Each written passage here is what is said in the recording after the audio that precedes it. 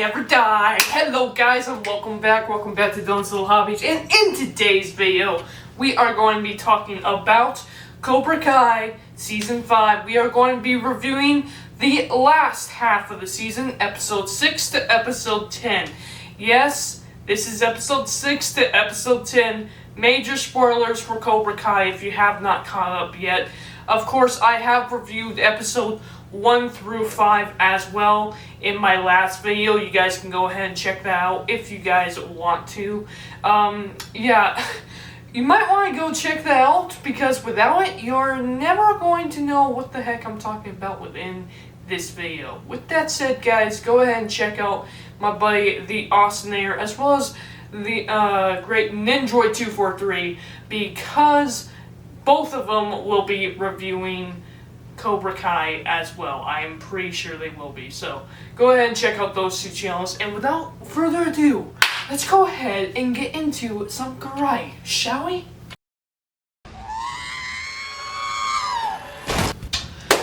Okay, so I didn't really talk much about with my episode 5 review, and the reason why is because, yeah, I wanted to save it for this one because I knew, while I didn't see episode 6 at the time, I knew that what happened at the end of episode 5 was really going to really be expanded upon within the next couple of episodes, and I was correct. Before that, though, before I get into the last 5 episodes of the show, which were just absolutely epic, really epic, there were some really good moments in the show.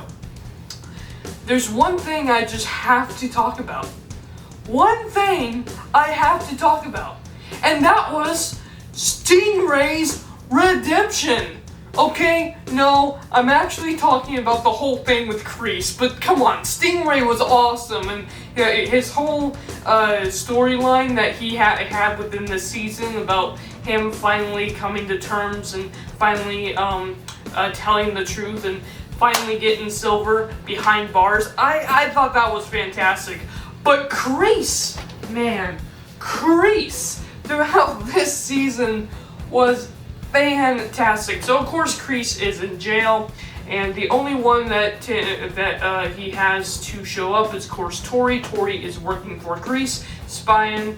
She is a spy for Kreese in Cobra Kai. Yep, she's a double agent, and pretty soon, she eventually understands that she has no choice, but she needs help, and she ends up going to Miyagi-Do and telling them that she has a plan to take down Tori Silver for good. And that's when they actually break into, and of course it's a season finale. I'm going to be going all over the place with this review, by the way, because there's just so much I want to talk about. So I'm just going to keep elaborating on. Yeah, so that was epic, the whole fight there at the end, especially when that one kid, I can't remember his name, but when he showed up versus Robbie, oh my god, that was fantastic. The whole fight at the end was just nuts. It really was nuts at the Cobra Kai dojo. And Tori's whole plan was to actually break into Silver's computer. It wasn't to expose him confronting Stingray, but because he erased that clip, there was another clip that they had to find instead. So it was the clip where Tori actually confronted Silver earlier in the season, and how Silver actually just admitted that he actually lied to the whole system. Of course she did win the fight. I say she did win the fight, but did she win fair? That's a major question. And I like how in this season we actually have Sam, and again, because Tori is through her double agent stuff, she actually runs away from the fight. She doesn't want to fight Sam again. Plus, she's more interested in figuring out a way to help Kreese take down Tori Silver. So Terry Silver. I'm getting Terry and Tori mixed up, my bad. But I really like that whole storyline. And then Sam going up against that one other girl. And again, Terry is chained to the whole thing. So I really like how she brings back the real fight. And there's no doubt about that she wins the duel without a doubt. That was just great. But I'm getting ahead of myself. Because the character I really want to talk about, again, is Kreese. And Kreese, his whole storyline being in jail is fantastic. And what he ends up having to do, really, is he ends up having to find out why he's actually doing what he's doing. And he knows what he's doing, he knows why he's doing it, but he's kind of lost his faith a little bit. And it's actually reminded him, there is this fantastic scene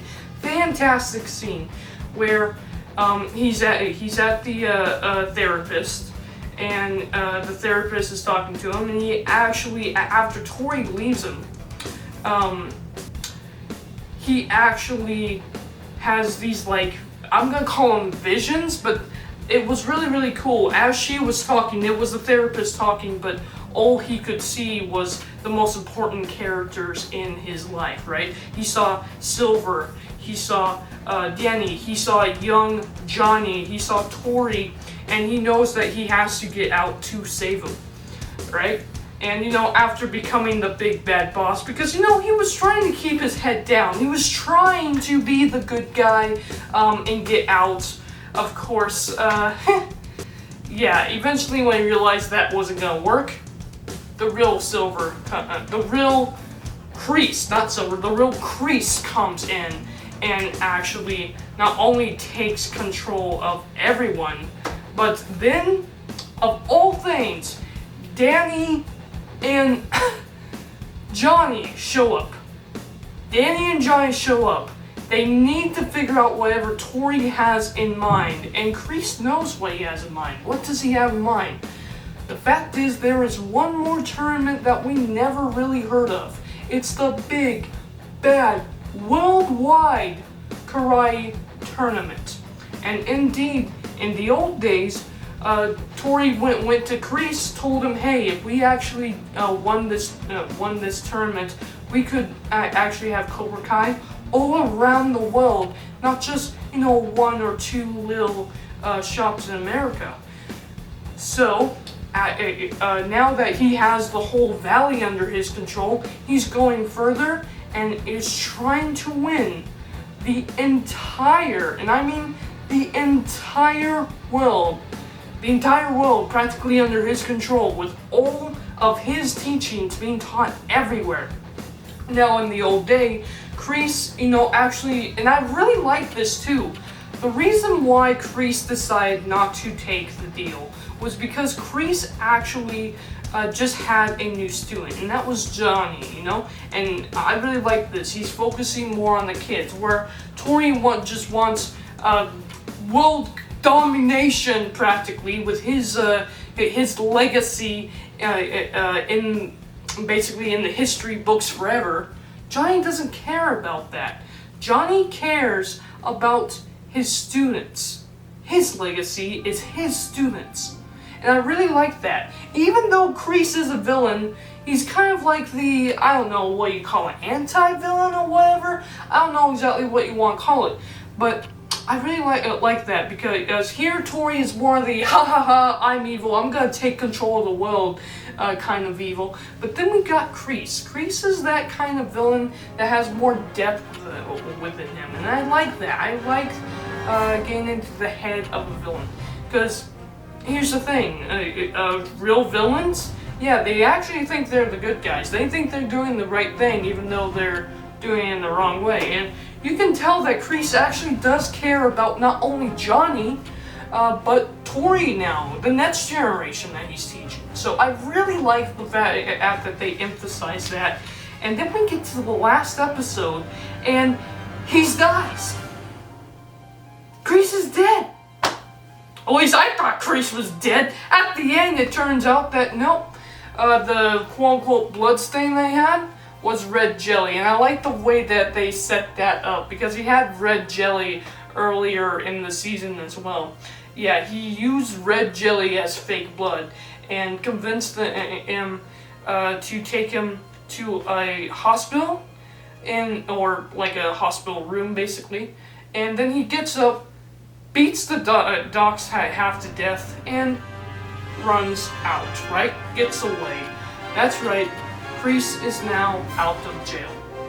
The only person I can think that Kreese might actually go to, which will be a major surprise, is Tori, because Tori, you know, their last conversation didn't go the way Kreese wanted. Tori knew that she had no chance, you know? Well, when Kreese really was down and really thought that he had nothing else to do, that Silver won, basically, that's when she actually gets the idea to go to Miyagi-Do and save both dojos, right? I actually really like the whole storyline there with Kreese, and it's gonna be interesting to see where that Kreese story goes. There's a lot more to actually talk about though, am I right? Let's go ahead and actually talk about one of the best moments of the show, actually, and that was the major fight between Miguel and Robbie.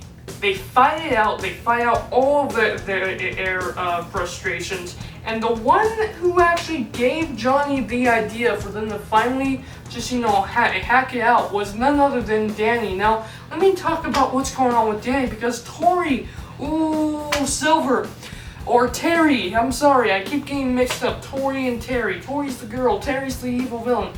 Silver actually, I love how evil he is.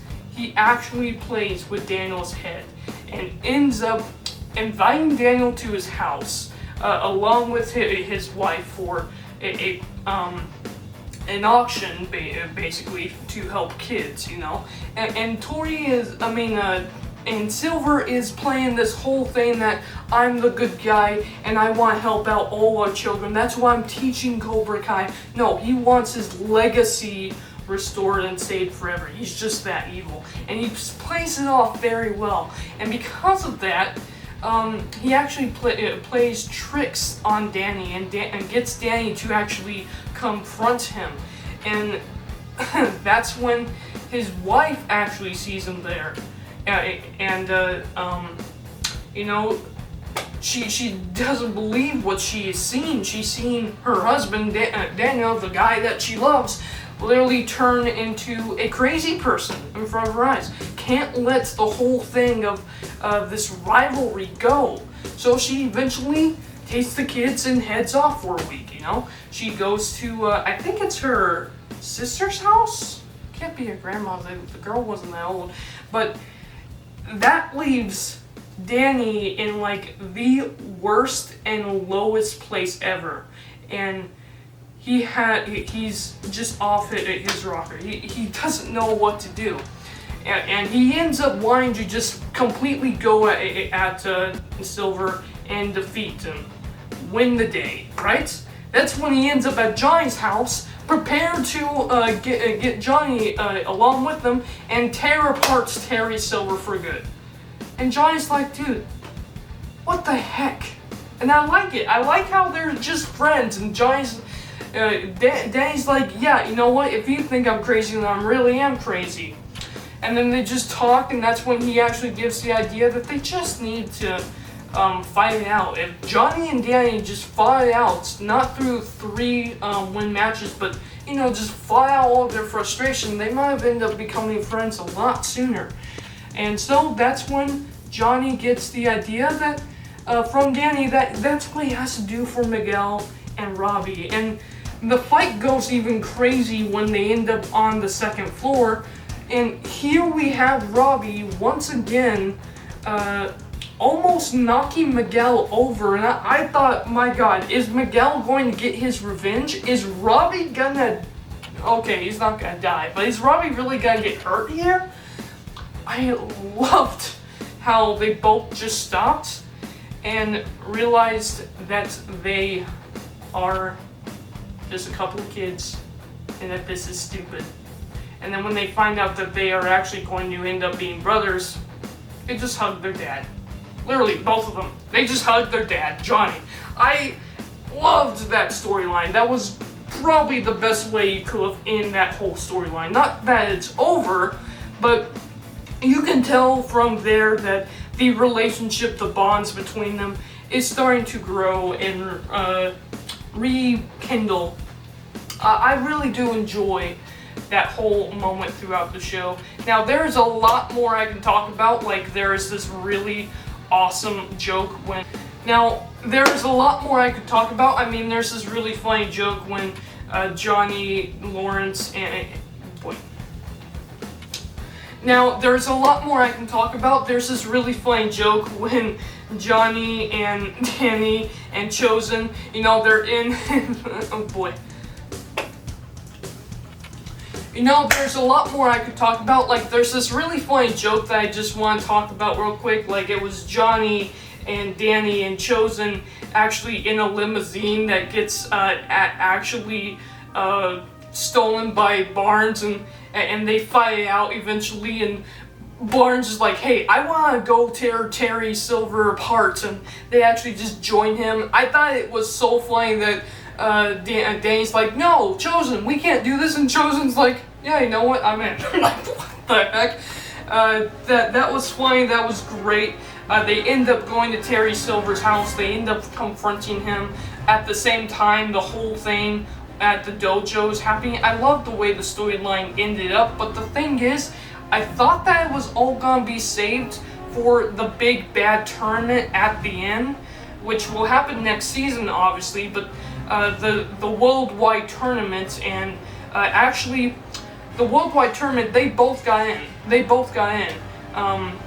Which is great because of both their fighting styles and all that. I thought that was great. I could talk a lot more about that, but I don't want this video going on forever. I really enjoyed the entire 5 episodes. The later half of this season was fantastic, and so was the first half. Again, 5, 6, 7, 8, 9, and 10. I gave a 9 out of 10. This entire season is a 9 out of 10 for me. The only reason why I don't give it 10 out of 10 is because I barely ever give it 10 out of 10. Like, it has to be in-game level for me to give it a 10 out of 10, or Infinity War level good for me to give it a 10 out of 10. And even though I really liked it, and if I was on the hype train, which I am, I want to give it a 10 out of 10, but I just can't. I gotta settle my expectations for the show a little bit, settle my excitement from the show a little bit. I think it's definitely a really good 9 out of 10. And if you guys have not checked out the later half of the season, I don't know why you're watching this, because this was obviously a spoiler review, but I cannot recommend Cobra Kai enough.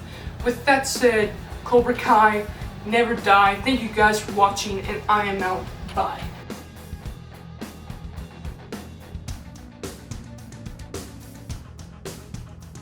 Subscribe to Dylan's Little Hobbies right now.